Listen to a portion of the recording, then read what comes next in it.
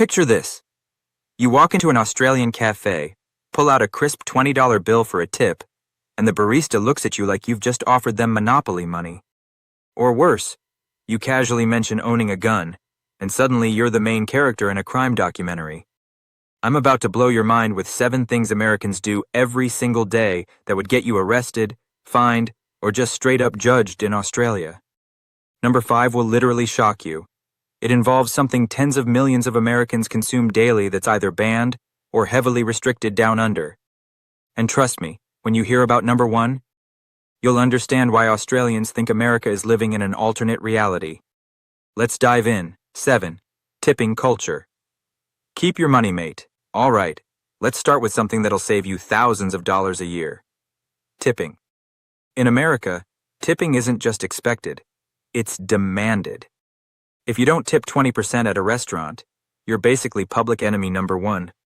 Servers give you the stink eye, your Uber driver 1-stars you into oblivion, and don't even think about not tipping your hairdresser, your barista, your food delivery driver, or even the person who rings up your takeout order at the counter. The guilt is real. You're standing there with that iPad screen rotated toward you, staring at tip options that start at 18% and go up to 30%, with a custom option that makes you feel like the worst human being on the planet if you select it. But here's where Australia completely flips the script. Tipping is not expected at all. Like zero expectation. Now, before you think, oh, Australians must be cheap. Wrong. Here's why they don't tip. Because Australian workers actually get paid. Like real livable wages. The minimum wage in 2025 is $24.10 AUD per hour. That's roughly $16 per hour. And here's the kicker. That's the floor. Most hospitality workers make significantly more, especially with penalty rates for weekends, public holidays, and late nights. Work a Sunday? You might be making time and a half or even double time. Work a public holiday? You're looking at double time and a half in many industries. Meanwhile, back in America, servers can legally, be paid as little as $2.13 per hour in some states. $2.13. They're surviving entirely on tips, which means their income is completely unpredictable and dependent on customers' generosity. According to a 2025 study by Bankrate, Americans now spend an average of $283 per year on what they call guilt tipping.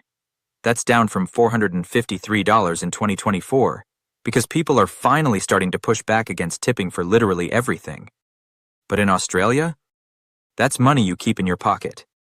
And Aussies are actively fighting against American tipping culture creeping into their country. A viral Reddit thread on r/Australia in 2025 had over 4,000 comments with Australians absolutely roasting businesses that started adding tip prompts to their payment systems. Comments like, "Stop normalizing tipping here. This is not America." And, "We pay our workers properly so we don't have to subsidize their wages," were getting thousands of upvotes. They're fiercely protective of their fair wage system, and honestly, can you blame them? One American expat living in Sydney put it perfectly. "The first time I paid the exact amount on the bill and just left, I felt like I was committing a crime. Then I realized, this is how it should be. The price on the menu is the price you pay. No mental math, no awkward social pressure, no guilt. Just done." Bottom line, in Australia, hospitality workers don't want your pity money. They want their employer to pay them properly. And the law ensures they do. Americans, are you jealous yet? Because you should be. 6. Gun ownership. You own what? All right, let's talk about something that'll make Australians clutch their pearls so hard they might actually turn into diamonds. Guns. In America, firearms are as common as pickup trucks. There are approximately 393 million civilian-owned firearms in the United States. That's more guns than people. Think about that for a second. There are about 335 million people in America, which means there are roughly 1.2 guns for every man, woman, and child. It's normal. It's protected by the Second Amendment. It's woven into the cultural fabric. You can walk into a sporting goods store in many states, pass the camping section, and pick up a rifle. You can get a concealed carry permit. You can open carry in some states, and there are entire subcultures built around gun ownership, collecting, and modification. But in Australia, saying, "I own a gun" casually in conversation is like saying, "I own a pet crocodile that sleeps in my bed, and I feed it neighborhood cats." People look at you like you've completely lost your mind. Here's why the cultural chasm is so massive. After the Port Arthur massacre in 1996, where a lone gunman killed 35 people and injured 23 others in Tasmania, Australia said, "Never again," and passed the National Firearms Agreement within 12 days. 12 days. That's faster than most countries pass a budget. This wasn't some watered-down compromise. This was comprehensive reform. Semi-automatic rifles? Banned. Semi-automatic shotguns? Banned. Pump-action shotguns? Heavily restricted. Strict licensing requirements including background checks, safety courses, and waiting periods. Secure storage laws. Your guns must be locked in an approved safe, separate from ammunition.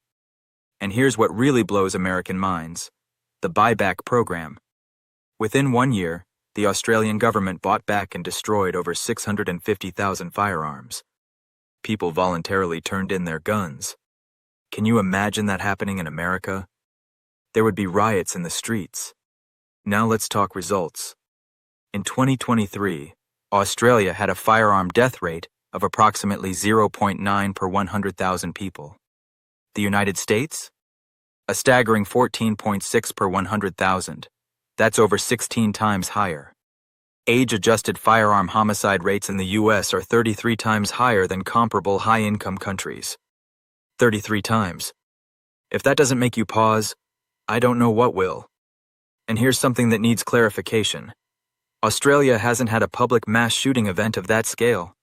The kind where someone walks into a school, shopping center, or public space and opens fire, since Port Arthur. That's nearly 30 years. There have been isolated domestic incidents with multiple victims, but nothing resembling the regular stream of public massacres that happen in America. In America, as of 2025, there have been hundreds of mass shootings just this year. The Gun Violence Archive defines a mass shooting as 4 or more people shot in a single incident, and by that metric, America averages more than 1 per day. Now, to be completely fair and transparent, gun numbers are rising in Australia in 2025. There are now more registered firearms in Australia than before Port Arthur, around 3.6 million. But, and this is crucial, the rate of gun ownership has dropped because the population has grown faster than gun ownership. Plus, the types of guns people own are vastly different. Most are single-shot rifles and shotguns for farming, pest control, and sport shooting, not semi-automatic weapons designed for rapid fire. The illegal gun market and 3D printed firearms are also becoming concerns for Australian law enforcement. But here's the key difference.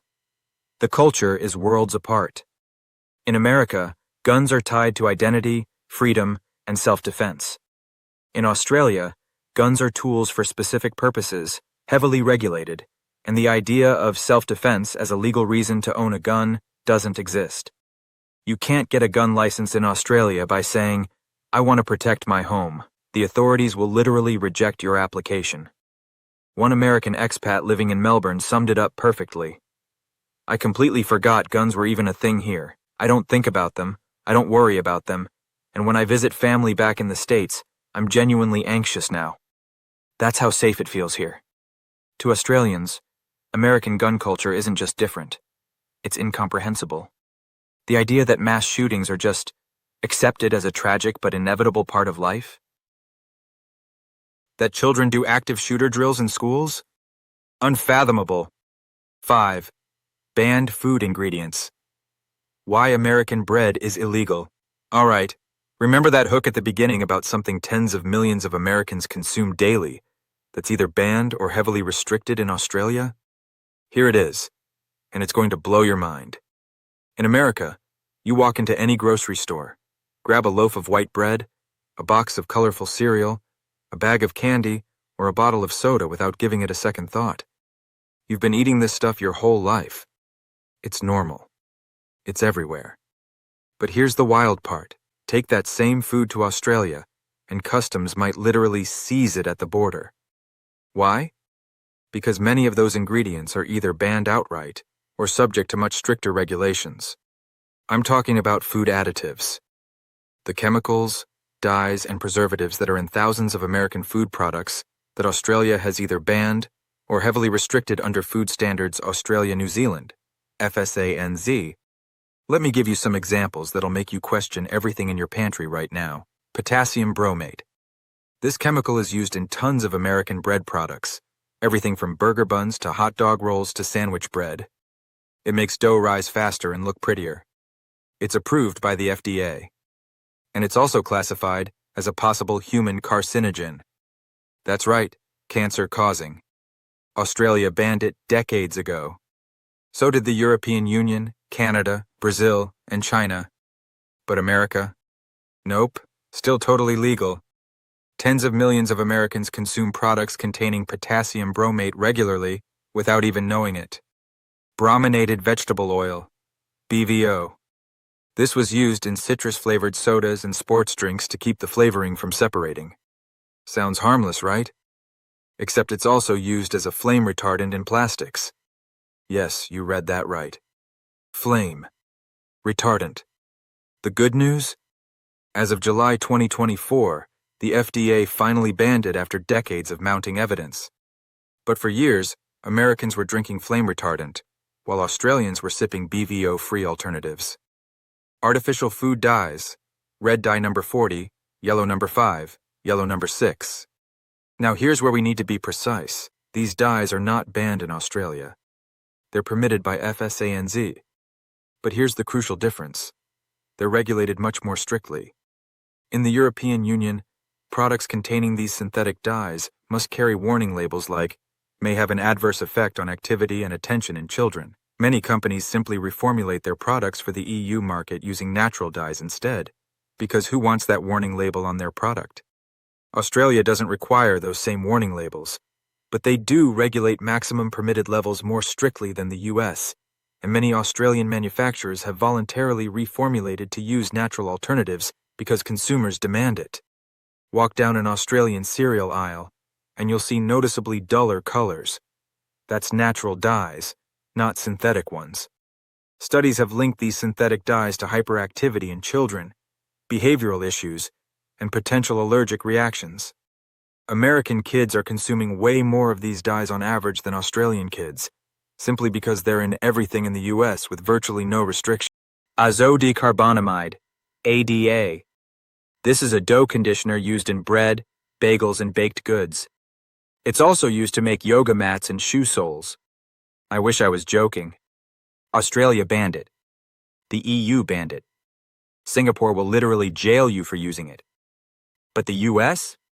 Totally fine. Go ahead. Eat your yoga mat sandwich.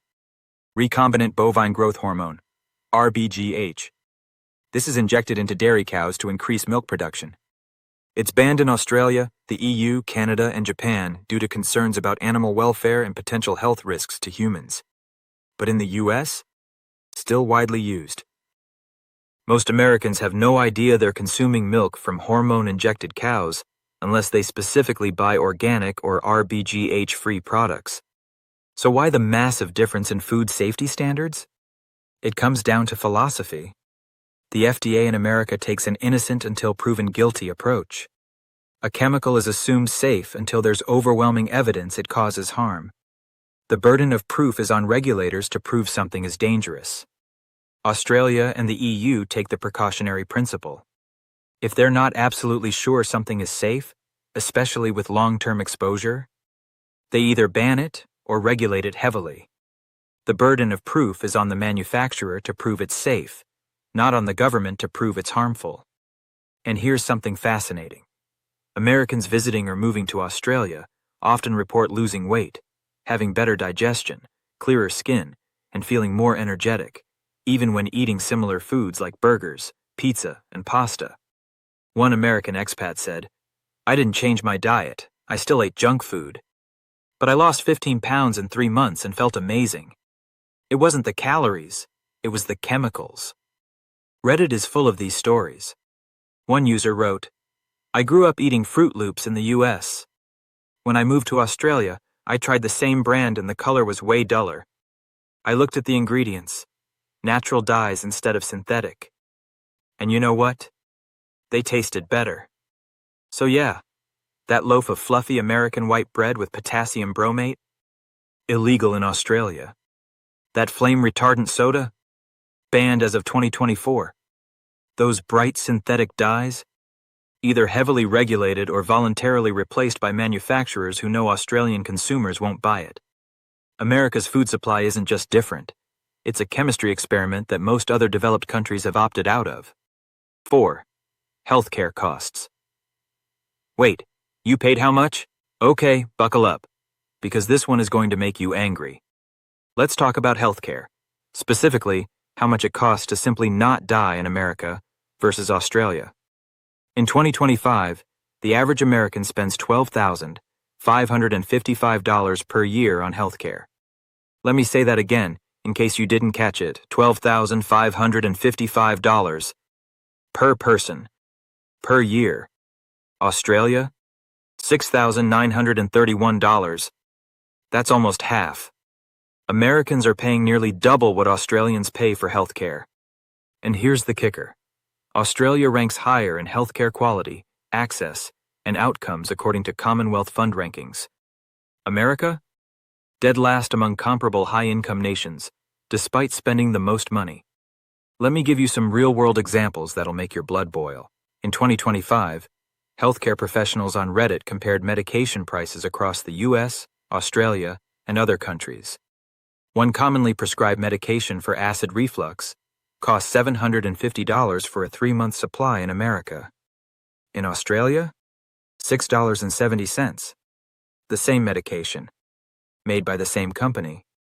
An EpiPen, a life-saving device for people with severe allergies, costs over $600 in the US. In Australia, $38 under the Pharmaceutical Benefits Scheme. Same product, same manufacturer, nearly 17 times more expensive in America. Insulin, which keeps millions of diabetics alive, can cost $300 per vial in the US without insurance. People are literally rationing insulin, skipping doses, and DIYing because they can't afford it. In Australia, capped at $31.60 under the PBS. If you're a concession card holder, low income, student, retiree, it drops to $7.70. Let's talk about childbirth. In America, the average cost to have a baby with insurance is around $4,500 out of pocket. Without insurance, $15,000 to $30,000 for an uncomplicated vaginal birth. C-section? Add another $10,000. In Australia, public hospital births are free. $0. Zilch.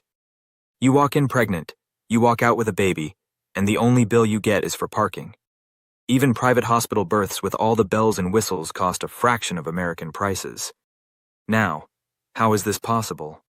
Why is Australia so much cheaper and better? One word: Medicare. Australia has universal health care funded by a 2% tax on income, called the Medicare levy. Everyone pays into it, everyone benefits from it. It's not perfect, but it works.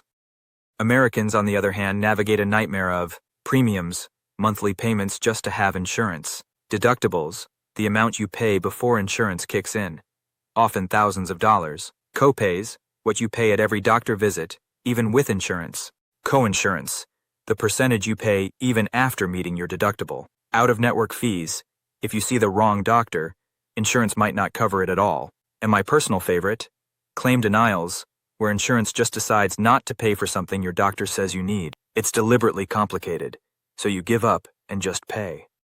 A 2025 survey by the Commonwealth Fund found that 64% of Australians think healthcare is affordable. In America, only 33%. Let that sink in. 2/3 of Australians feel secure about healthcare costs. 2/3 of Americans do not. Medical bankruptcy is the #1 cause of personal bankruptcy in the United States.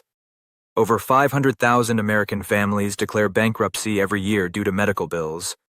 That's families who had jobs, who had insurance, but one cancer diagnosis, one car accident, one premature baby, and they're financially destroyed. This doesn't exist in Australia. It's not a thing. Australians are baffled by the concept of medical bankruptcy. One Australian nurse working in the US said, "I had an American patient cry when they woke up from surgery. Not from pain, from relief that they didn't die, because their family wouldn't be stuck with the bill." And here's the most insane part. Australian minimum wage workers, people making $24 an hour, have better healthcare access than many middle-class Americans earning $60,000 to $80,000 a year with employer-sponsored insurance.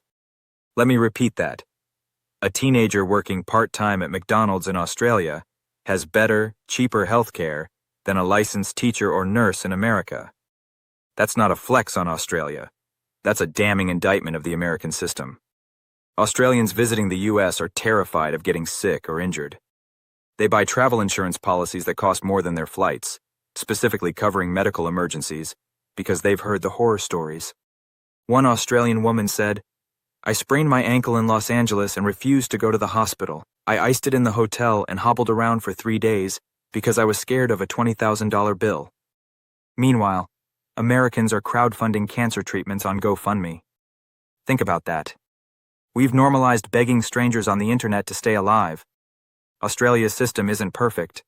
Wait times for elective surgeries can be long, and there's a push for people to buy private insurance to ease the burden on the public system. But here's the thing. Even with those flaws, no Australian would trade their system for America's. Not one.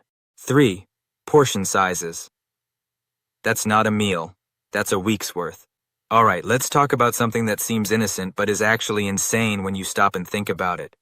American food portions. Americans, we need to have an intervention. Our portion sizes aren't just big, they're obscene. And we don't even realize it because we've been conditioned to think this is normal.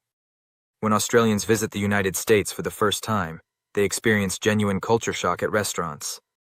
Not because of the food itself, but because of the sheer volume of it. That medium soda at a fast food joint? 32 ounces. That's nearly a liter of soda. In one cup. For one person. In Australia, a medium soda is closer to 16 ounces, half the size. And Australians don't get free refills. You buy one drink, you get one drink. Done. Your regular burger at a sit-down restaurant? In Australia, that's 2 full meals. One American expat in Sydney said, "I ordered a burger and fries, and when it came out, I genuinely thought they forgot half my order.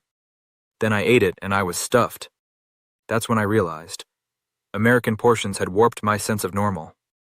A 2023 study by the American Journal of Public Health found that American restaurant portions are 25 to 30% larger than Australian portions on average.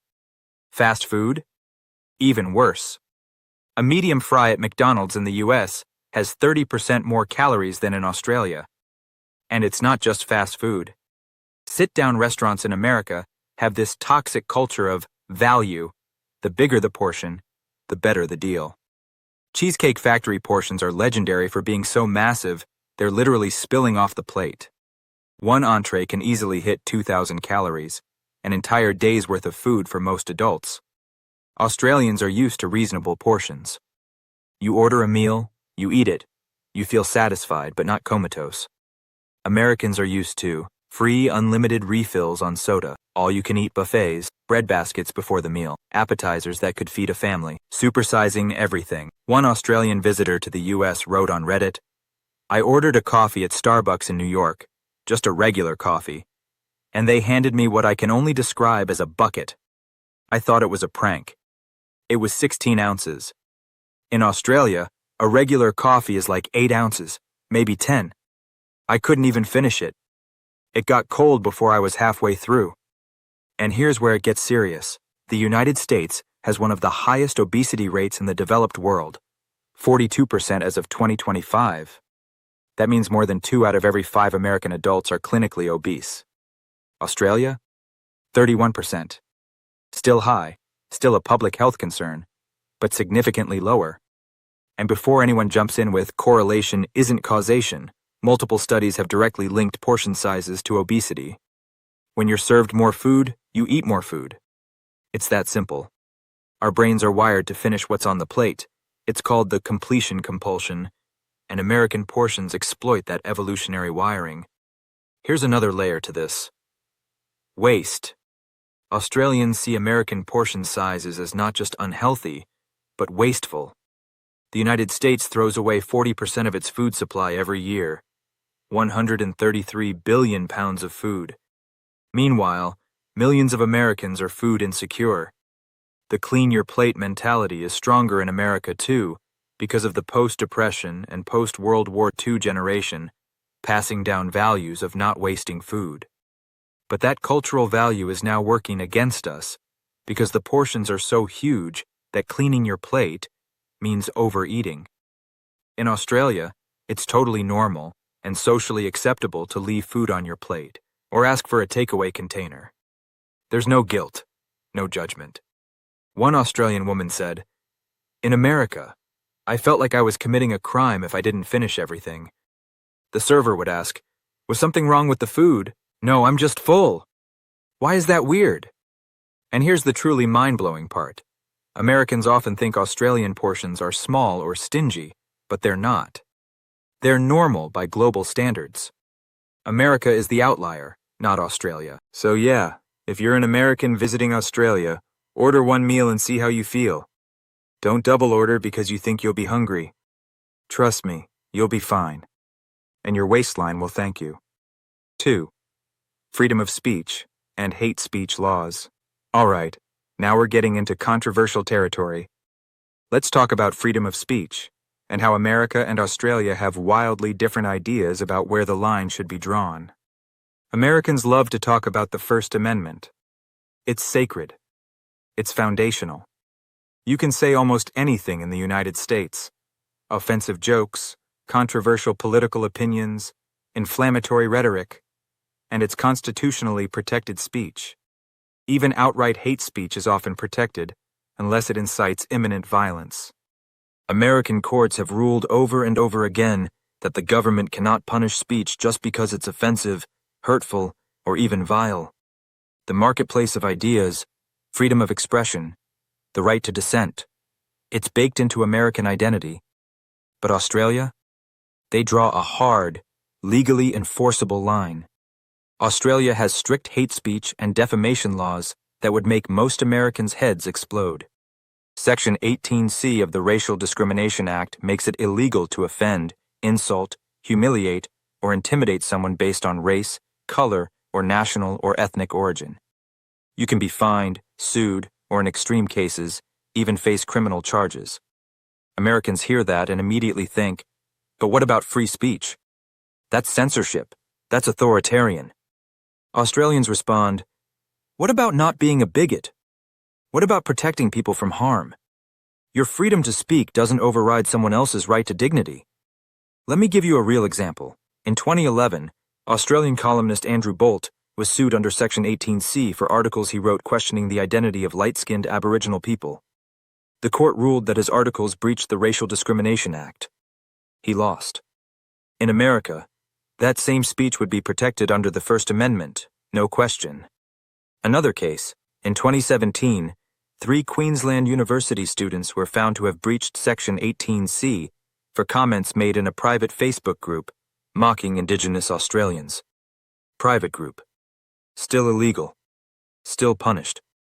Americans see this as government overreach and a slippery slope toward tyranny. Australians see it as basic decency and protecting vulnerable communities from systemic harm. Neither side is entirely wrong. They just prioritize different values. Americans prioritize individual liberty above almost everything, even if that liberty includes the freedom to be awful. Australians prioritize community cohesion and collective responsibility, even if that means limiting certain types of speech. And it's not just hate speech. Defamation law in Australia is much stricter than in the US. In America, public figures have an incredibly high bar to win defamation cases. They have to prove actual malice, meaning the person knowingly lied or acted with reckless disregard for the truth. In Australia, the burden of proof is different. If you make a statement and someone sues you for defamation, you have to prove what you said was true or that it falls under specific defenses. That's a significant difference. Australian media outlets and individuals are way more careful about what they publish because the risk of being sued is real and expensive. Now let's talk about something even more controversial: social media and kids. In November 2024, the Australian government passed legislation banning children under 16 from social media platforms, including TikTok, Instagram, Facebook, Snapchat, Reddit, and X, formerly Twitter. The law is being enforced starting in late 2025, with platforms facing fines of up to $49.5 million if they fail to comply with age verification requirements. The goal? Protect kids from cyberbullying, harmful content, predators, mental health damage, and addictive algorithms. Americans see this as dystopian government overreach. Parents should decide, not the government. This is a violation of rights. What's next? Banning kids from the internet entirely? Australians largely support it. A 2025 poll found that 77% of Australians back the social media ban for kids under 16. They see it as a necessary safeguard in an age where teen suicide rates, self-harm, eating disorders, and anxiety are skyrocketing, and social media is proven to be a major contributor.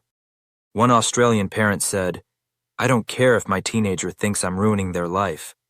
I've seen what Instagram does to young girls' self-esteem, what TikTok does to attention spans, and what online predators do when kids have unrestricted access. I'd rather have a mad kid than a dead one." The cultural clash is real. Americans value individual freedom and personal responsibility above almost everything.